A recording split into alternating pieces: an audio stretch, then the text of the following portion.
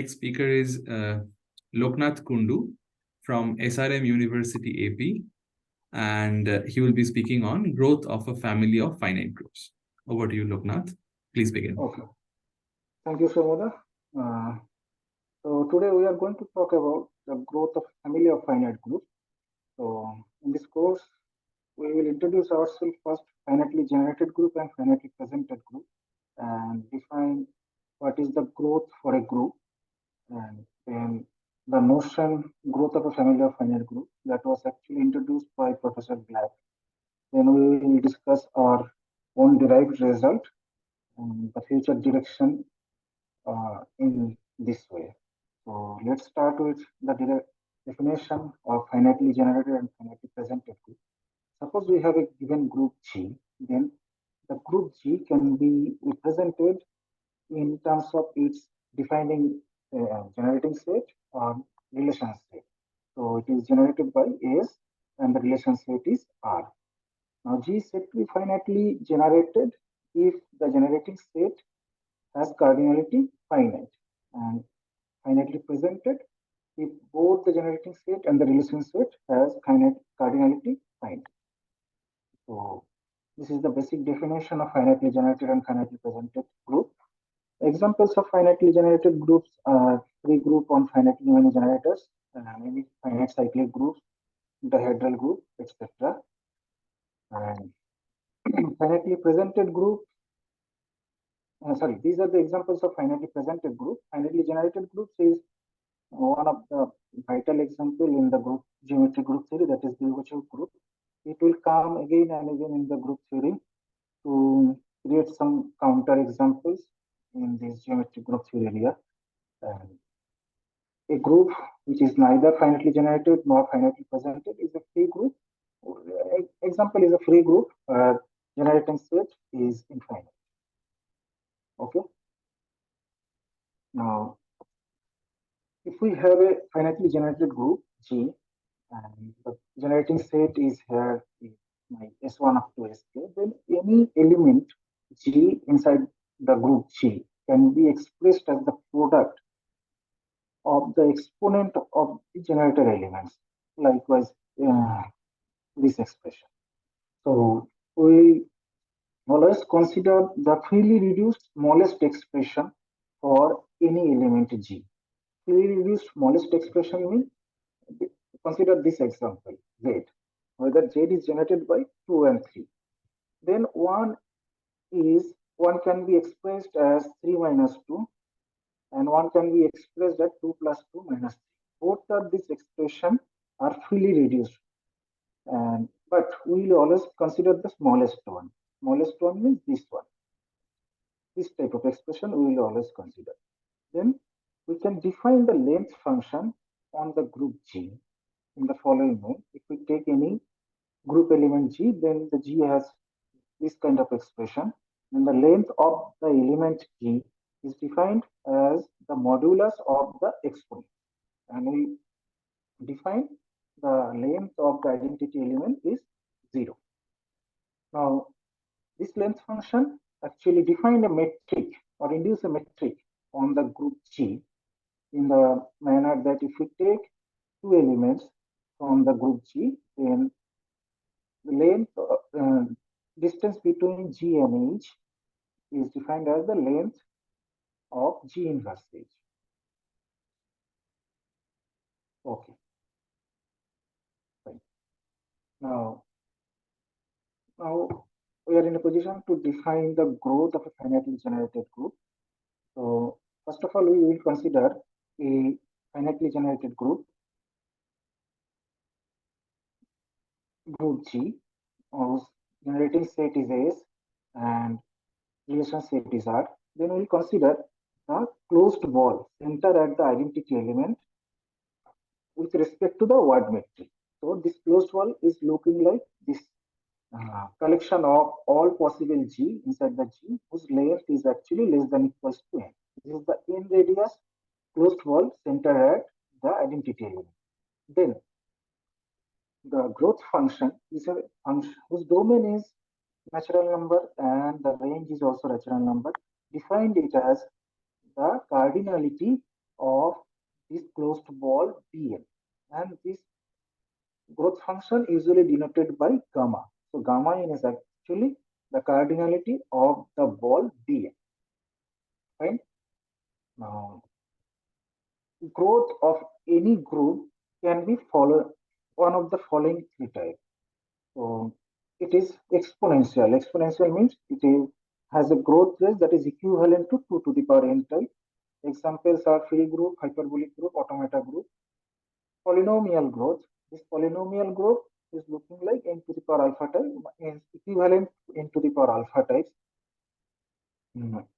This polynomial growth actually fully characterized by Gromov in his famous theorem that he proved a group can have polynomial growth if and only if it is virtually nilpotent. What is the meaning of virtually nilpotent? Or G, a group, is said to be virtually nilpotent if the group G has a subgroup H, which is a nilpotent subgroup of G, and have finite index in G.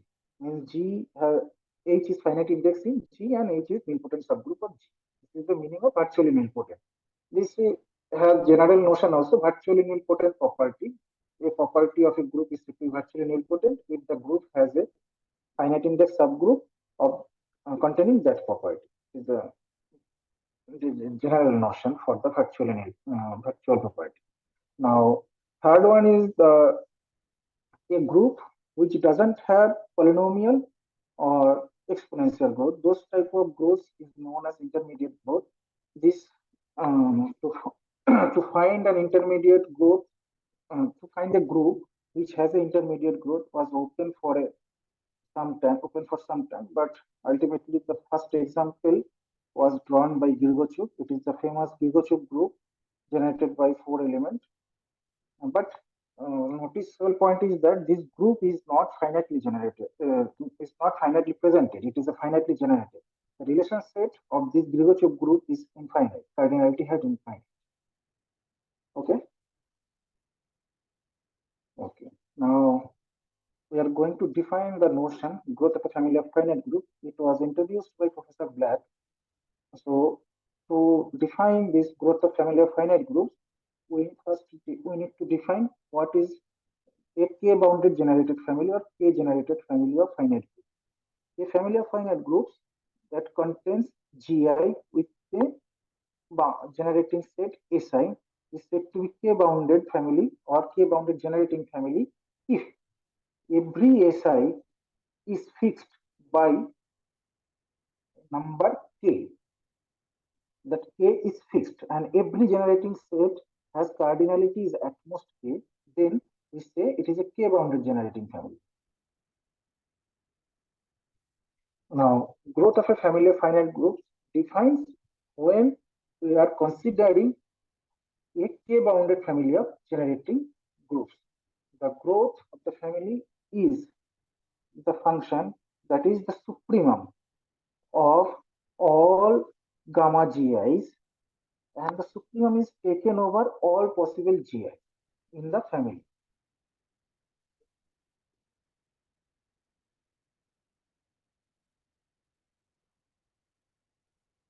Okay. Now the question is, we are taking supremum on an infinite family. Why this is well defined? The answer is, we are considering first of all a bounded generating family. So every SI is cardinality of every SI is less than equals to k. Now there is a simpler observation that gamma m plus n is less than equal to always gamma m into gamma n. So gamma n is always less than equals to gamma 1 whole to the power n. And gamma 1 is actually 2k. So this number always less than equals to 2k to the power n, which is a finite number at each step. So whenever we're taking the supremum, we are taking supremum from a finite set. So that is why the definition is well defined. Sorry.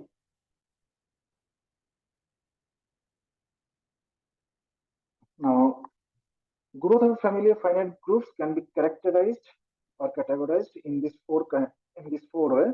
One of them is totally exponential family. One of them is totally polynomial family, and totally intermediate family or mixed family.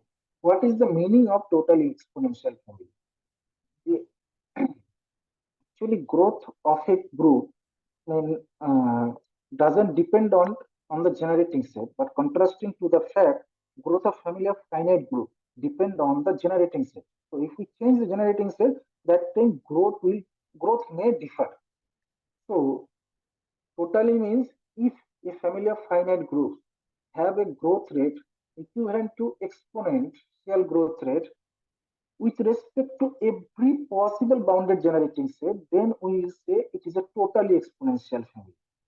In the similar way, we can define totally polynomial, totally intermediate, and mixed family also. Mixed family means the family of finite groups have exponential growth rate with respect to some generating family set, some generating set, and with respect to some generating set, it has polynomial growth. Then it is a mixed family. Now, there are some facts about growth of group and growth of family of finite groups, which I already uh, told that growth of group is independent of generating set and growth of a finite group is eventually constant and the reverse direction is also true. But growth of family of finite groups is dependent on generating set and it can be anything. But there is a well, there is a connection between the growth of infinite groups and growth of a family of finite groups. So what is the connection? If we have a residually finite groups in one hand and we with the generating set S and we have a family of finite groups in another hand with a k bounded generating sets Si corresponding to the Gi group, then if there is and the family is the quotient of the residually finite groups gamma, then and the SIs are the epimorphic image of the uh, generating set is of gamma, then the growth function of gamma and growth function of the family of finite groups are the same function. This is a nice result, actually nice observation. So here comes the Black's contribution. This field actually is actually developed by Black, and this is the breakthrough result in this direction by Professor Black. So first, he proves the analogous result of Gromov's case in the for the infinite group growth of group case, that he proved that a family of finite group G is has a polynomial growth rate if and only if it is a nil C indexal family. What is the meaning of nil C indexal? It it is means that every GI has a nilpotent subgroup HI, and HI has nilpotency class C, and HI has index in GI at most K. So it is the analogous result of Gromov in the context of the family of finite groups. Now, she also shows that there exists a family which has intermediate growth rate. But immediately she shows that if sorry, she shows that if a family of finite groups has growth rate sub-exponential for all bounded size generating set, then it it is a nil C indexal family, means it has only polynomial growth rate.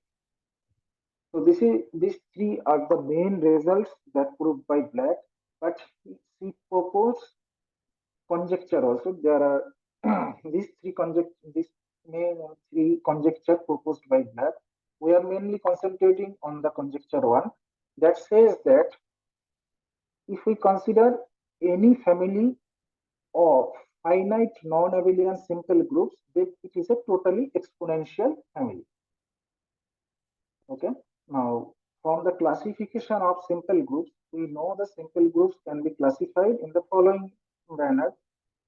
Any finite cyclic groups of prime order, that is ZP, But ZP are abelian groups, so those family doesn't come under this conjecture.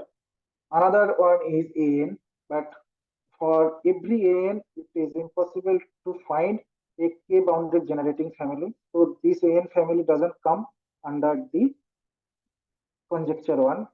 Third one is Lie type group. It has a bounded size generating family and it is non-abelian simple group. So this family comes under this conjecture one. Fourth one is 26 sporadic group.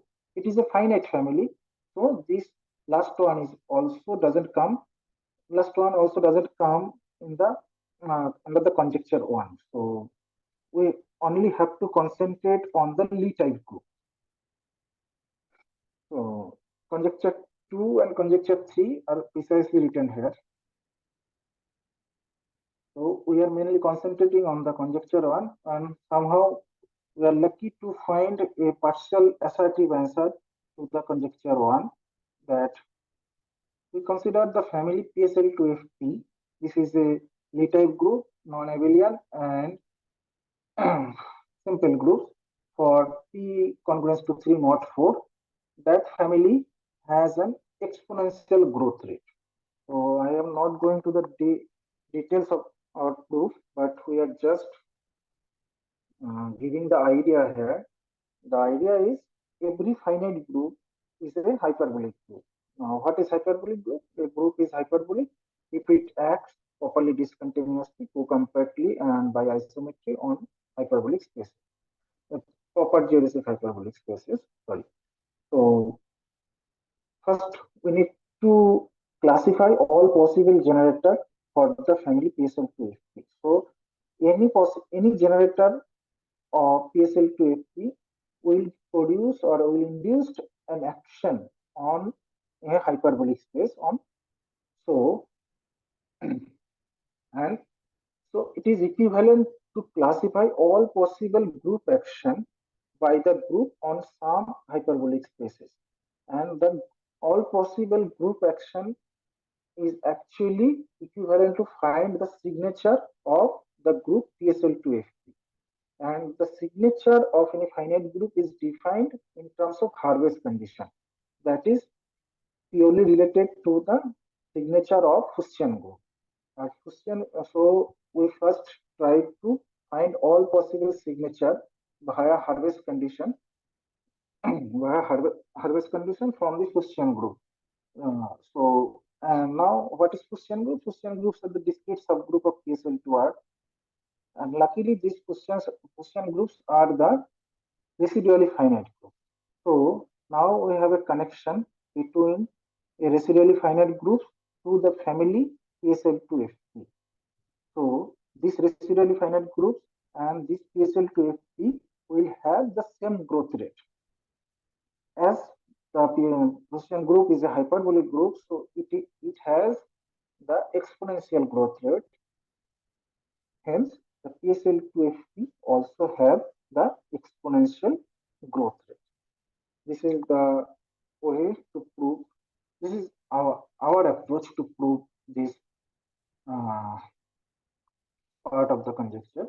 But still, P congruence to 1 mod 4 and for the other Lie type groups, the conjecture is still open.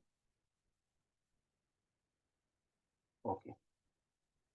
Now, these are the summary of the talk, but I would like to share the our thoughts in the future direction, that to study the Dehn function for the family of finite group. The, the definition or the notion of Dehn function uh, is not in the literature till now, but we define the Dehn function for a family of finite group, and the work is in progress, but we can compute the Dehn function for any family of finite groups.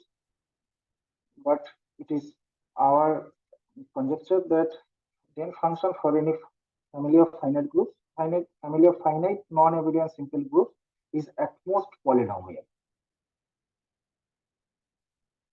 This is we are guessing right now. and we have some partial proof for that. We are working in this way right now, in this direction.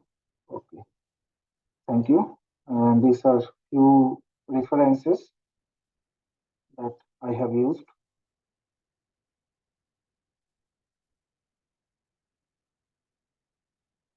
Okay.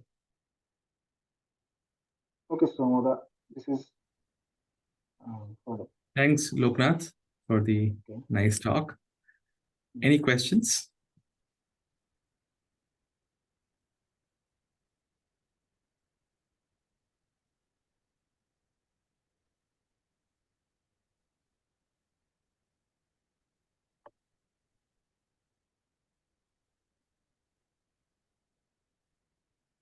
Okay, if not, let us thank the speaker.